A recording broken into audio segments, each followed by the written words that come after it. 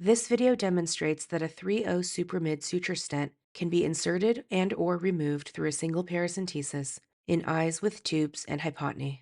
This first example is an insertion of a 3-0 Supramid Suture into the tube lumen of a hypotenuse eye with a bevel-up AC tube.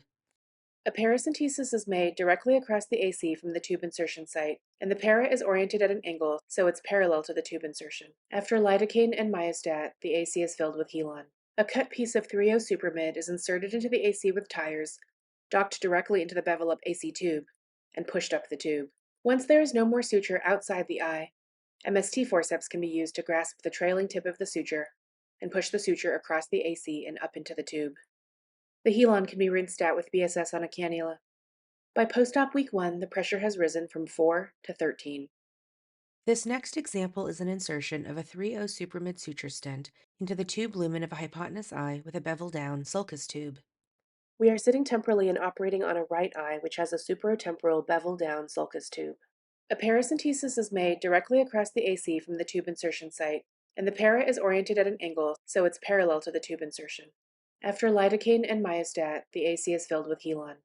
A curved segment of 3-0 Supramid is cut, so the curved tip can be used to hook the underside of the bevel-down sulcus tube.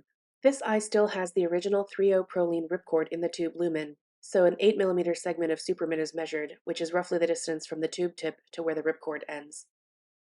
This curved piece of suture is inserted into the paracentesis with needle drivers and tires, advanced into the sulcus so the tip of the suture can hook the underside of the bevel-down sulcus tube, and pushed all the way up the tube.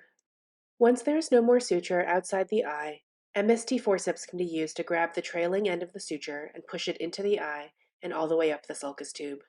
The Helon can be rinsed out with BSS on a cannula, and intracameral antibiotic can be given.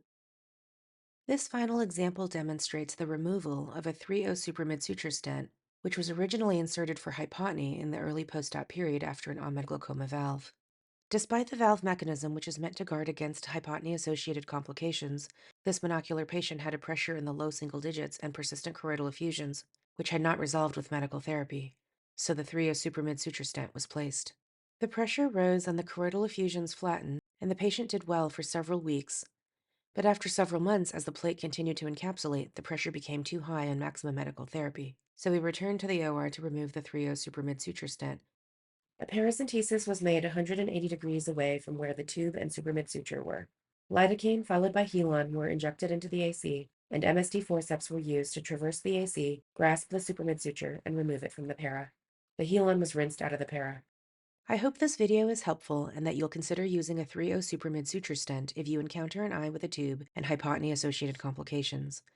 This can be done through a single paracentesis, but sometimes the tube location and patient anatomy does not allow for it, in which case additional paracenteses can be made as needed. Thank you so much for watching my video. Please email me if you have any questions, and check out my YouTube channel for more surgical videos.